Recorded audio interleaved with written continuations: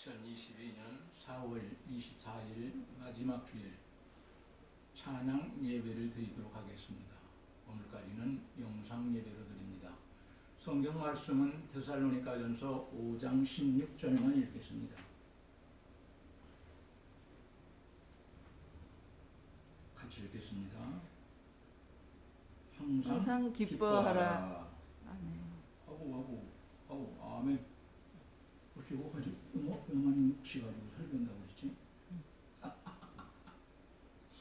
항상 기뻐하라는 말씀은 헬라어에서 볼 때 일이 잘 풀리고 무엇인가 유쾌한 일이 있을 때에 자연스럽게 수반되는 기쁨이나 환경적인 여러 가지 상황 또는 조건이 좋아졌다는 이유 때문에 기뻐하는 기쁨이 아닙니다.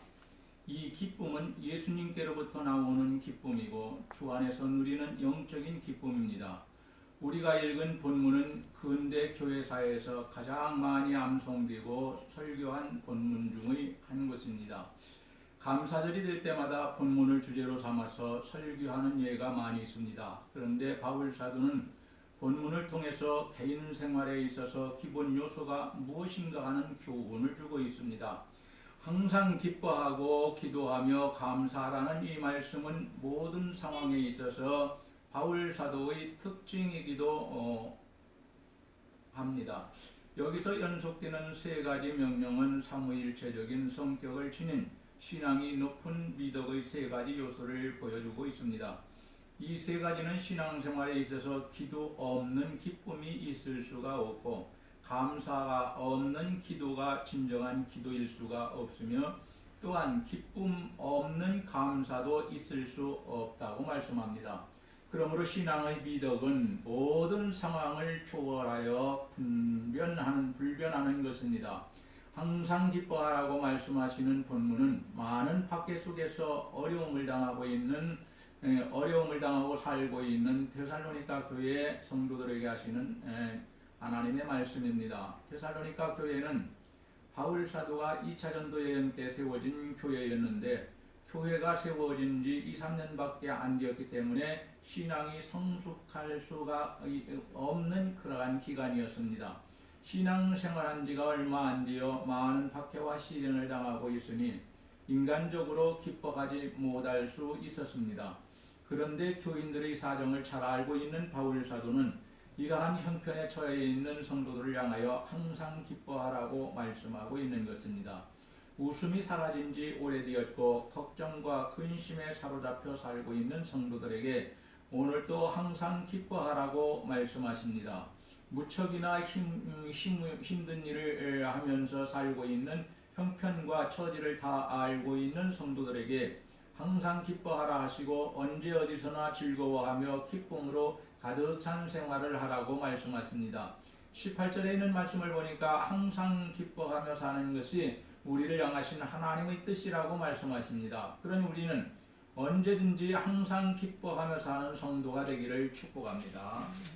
첫째, 항상 기뻐하며 살아야 하지만 남의 불행까지도 기뻐해서는 안 된다는 것입니다.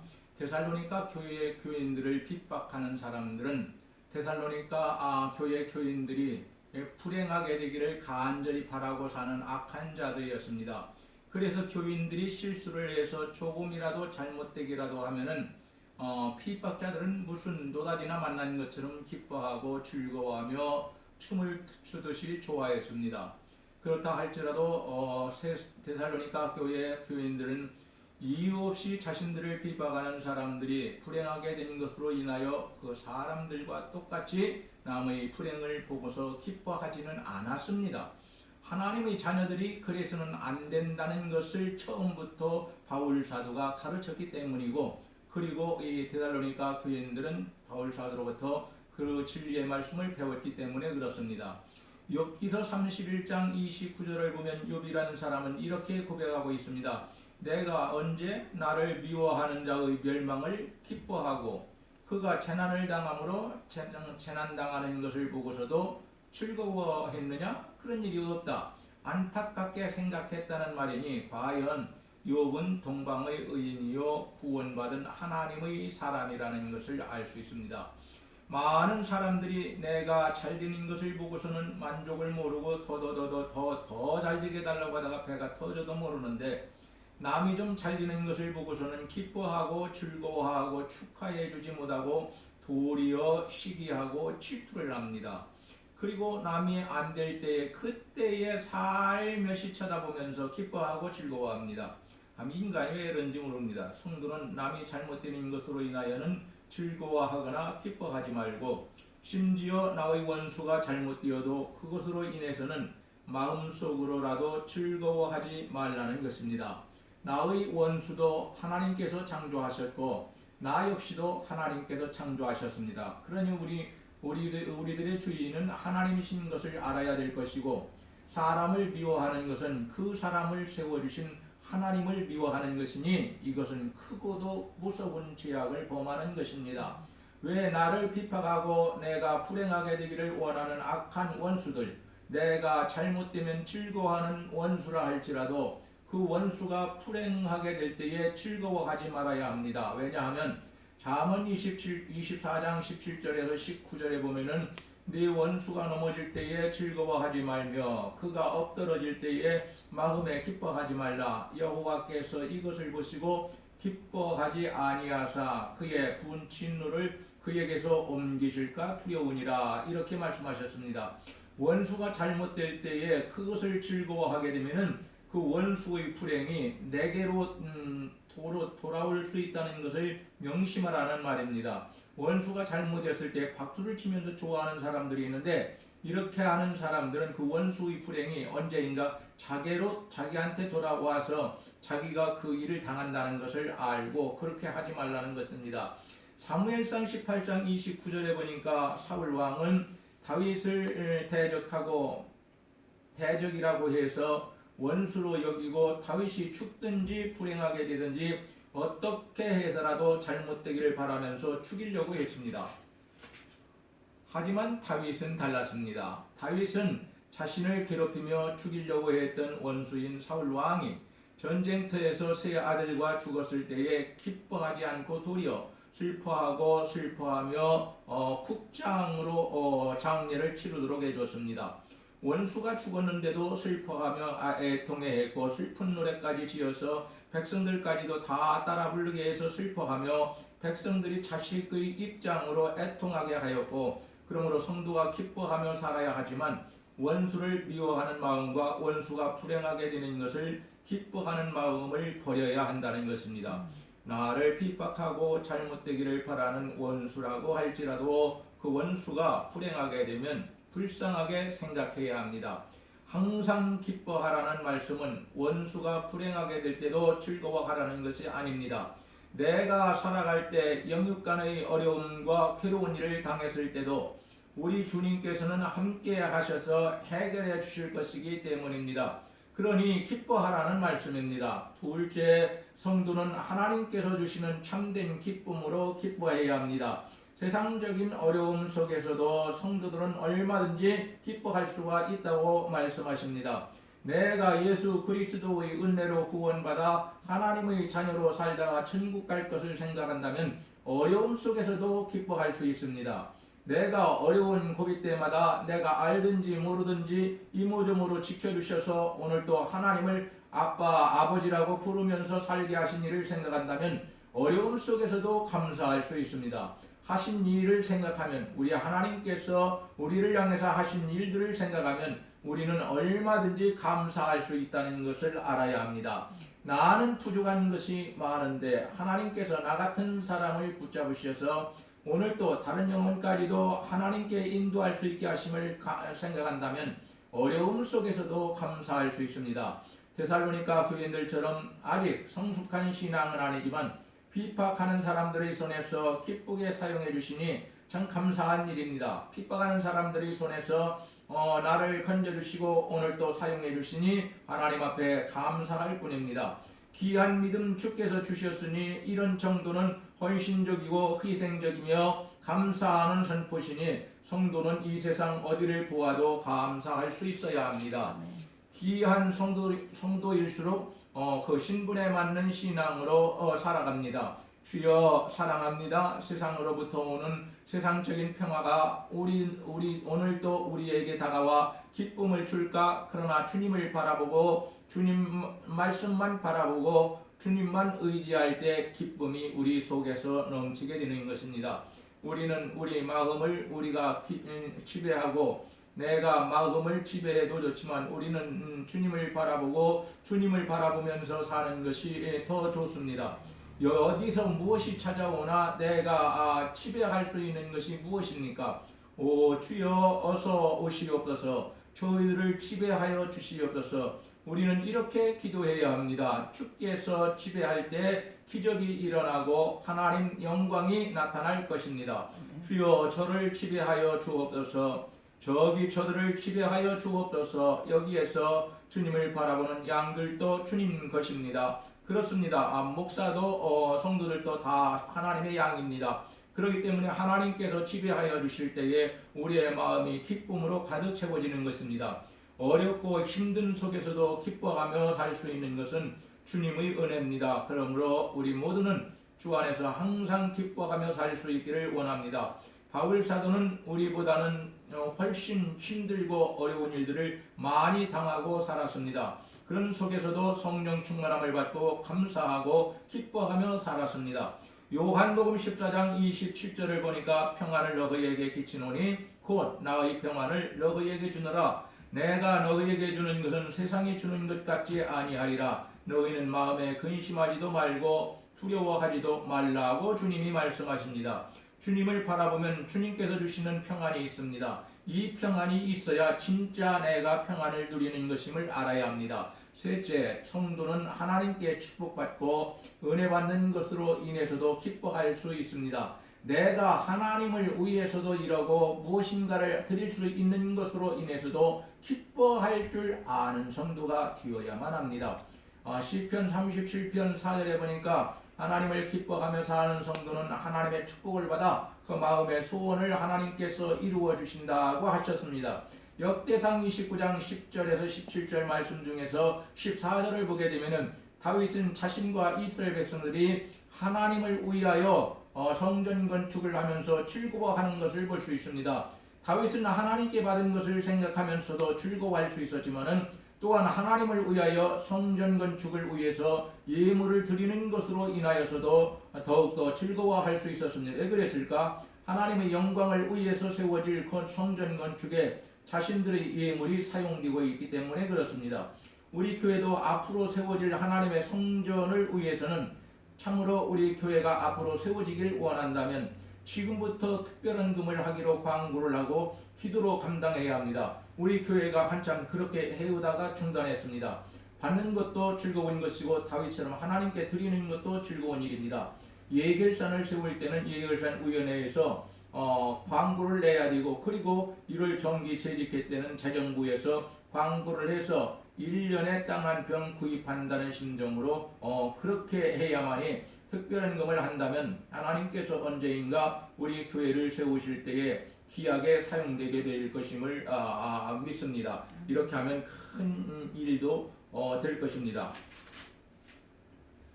성경을 보니 아무리 좋은 일도 지나친 부담을 가져오게 되면 근심하게 된다고 말합니다. 성전 건축이라는 엄청난 축복된 일을 하면서도 불구하고 헌금을 많이 냈다고 해서 그것 때문에 근심하고 걱정이 찾아온다면 이게 얼마나 괴로운 일입니까? 하나님께서 기뻐하실 일도 아닙니다. 그러니까 우리는 우리한테 맞는 정도로 헌신하는 정도로 보통 삶 이상으로 혹은 그 정도로 우리는 하나님 앞에 예물을 드릴 줄 알아야 합니다. 하나님께 귀하게 쓰임받는 축복받는 일에 참여했으니 은혜 주시고 복 주시되 천국에서도 자랑거리인 것을 주시고 이 땅에서도 사람의 영혼이 잘리게 하시는 복을 주시기를 간절히 축원합니다. 고린도후서 9장 6절에서 8절을 보면은 헌금할 때는 인색함이나 억지로 하지 말고 마음에 정한 대로 즐겁게 내야만이 많든지 적든지 우리 하나님께서 사랑하시고 모든 것이 넉넉하게 되도록 만들어 주신다고 하였습니다. 풍족한 가운데서 내는 것보다 어려운 가운데서 내는 것이 더욱 가치가 있다고 말씀하십니다. 가치가 있을 뿐만 아니라 칭찬받을 일입니다. 육신의 장래를 위해서도 준비하는 것처럼 영혼의 장래를 위해서도 준비해야 합니다. 나를 위해서도 준비해야 하지만 하나님 일을 위해서도 준비하라는 것을 알아야 합니다. 우리가 어려운 가운데서 하나님을 생각하여 건축을 위하여 건축원금을 하는 것은 칭찬받을 일이고 축복받을 일입니다. 우리가 시장에 가서 무엇을 사려면은 5천 원짜리 살아가는데 돈이 10,000원이네. 그러면 그때는 10,000원짜리 주고 5,000원짜리 거실릴 수가 있습니다. 거스름돈을. 그때 카드 쓸 필요가 없습니다. 그러나 10,000원짜리를 20,000원짜리를 뭘 살아갔었는데 수중에 돈이 5,000원뿐이 없습니다. 그리고 카드가 있습니다. 그렇다면은 그때에는 카드를 쓸 수밖에 없습니다. 하나님의 일도 마찬가지입니다.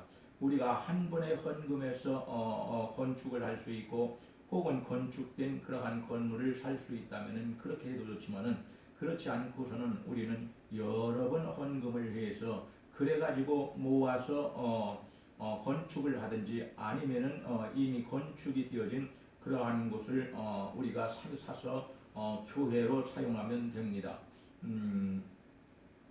우리 교회에 맞는 방법은 하나님께서 이미 수년 전에 정해놓으셨습니다.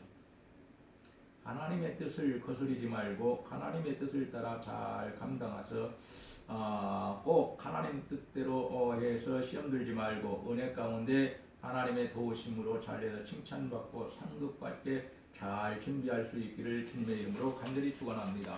말씀을 맺어야 되겠습니다. 항상 기뻐하라는 말씀은 많은 어려움 가운데 있는 데살로니가 교인들에게 하시는 말씀이면서 동시에 오늘 이 시대를 살아가고 있는 모든 성도들에게 하시는 하나님의 말씀입니다. 걱정과 염려로 하나님께서 해주실 일이 해결되어지는 것은 아닙니다. 기뻐하되 남의 불행이나 원수의 불행을 기뻐하지 말고 불쌍히 여기며 안타깝게 여기라고 하십니다. 주께서 주시는 참된 기쁨으로 기뻐하고 받은 것으로 기뻐하기도 하지만 드릴 수 있는 것으로도 기뻐할 수 있기를 바랍니다. 하나님께서 드릴 수 있는 것은 하나님께서 나를 써주시는 것입니다. 하나님께서 모든 것에 넉넉하게 채워주셔서 모든 선하고 착한 일을 넘치게 큰 일도 넘치도록 많은 일을 감당해서 우리 하나님께 영광을 돌리는 놀라운 축복의 역사가 일어나기를 간절히 축원합니다. 기도하시겠습니다. 하나님 감사합니다. 오늘 귀한 시간 하나님의 말씀을 나눌 수 있도록 축복하여 주시니 감사합니다. 하나님 힘들고 어렵고 환난이 많은 데살로니가 교회를 방문한 이 바울 사도는 그럴지라도 항상 주 안에서 기뻐하라고 말씀하셨고 데살로니가 교인들은 다시 이 말씀을 배운 대로는 항상 하나님 안에서 기뻐하며 살고 그리고 아버지 하나님의 거룩한 사명을 감당하여 많은 영혼들을 주께로 인도하였다고 말씀하고 있습니다. 아버지 하나님 오늘 우리도 하나님께로부터 받은 것을 인하여 감사할 줄도 알고 하나님께 드리는 것으로 인하여도 감사할 줄 알게 하여 주시고 우리 교회도 또한 단독 건물을 허락하여 주시도 아버지 하나님의 또한 1층에서부터 예배드릴 수 있는 장소가 준비된 그러한 것을 저희들 하여금 보게 하여 주시어서 찾아가 그것을 아버지 하나님 저희들에게 허락하여 주심으로 우리가 그것을 준비할 수 있도록 하나님께 영광 돌리는 일에 사용할 수 있도록 아버지께서 축복하여 주시기를 원합니다. 또한 우리는 아버지 하나님 얼마 아버지 하나님 건축원금을 모으지 못했습니다. 하나님께서 강권적으로 역사하사 아버지 하나님 이 일을 감당할 수 있는 사람을 보내주시고 축복하여 주시옵소서 인도하여 주시옵소서 이 땅에 창궐하고 있는 모든 아버지 하나님 코로나가 아버지 오미크론이든 델타든 아버지 엑셀레트든 무엇인지 아버지 하나님 사람에게 오면 멀리 떨어져 나가게 하시고 기도할 때 찬양할 때 말씀 들을 때 아버지 우리는 하나님께 기도할 때 이 모든 것들이 떨어져 나가게 하여 주셔서 모든 교회들이 예배를 회복하고 아버지 기도를 회복할 수 있도록 도와주시고 점심 식사도 하면서 하나님 앞에 예배드릴 수 있는 귀한 성도들 되게 하여 주시며 또 더 나아가서는 복음을 증거하며 많은 영혼을 구원시킬 수 있도록 아버지께서 역사하여 주옵소서. 아멘. 우리 구주 예수님의 이름으로 기도하옵나이다. 아멘. 이제는 우리 구주 예수 그리스도의 은혜와 하나님 아버지의 무한하신 사랑하심과 성령님의 감화 감동하심과 의로 인도하시며 충만케 하시는 역사가 오늘 우리 교회에 속한 모든 권속들 위에와 예배드리는 자녀들 위에와 그리고 그 가정들과 직장과 사업장과 모든 일들 위에 함께 하시기를 주의 이름으로 간절히 축원하옵나이다. 아멘.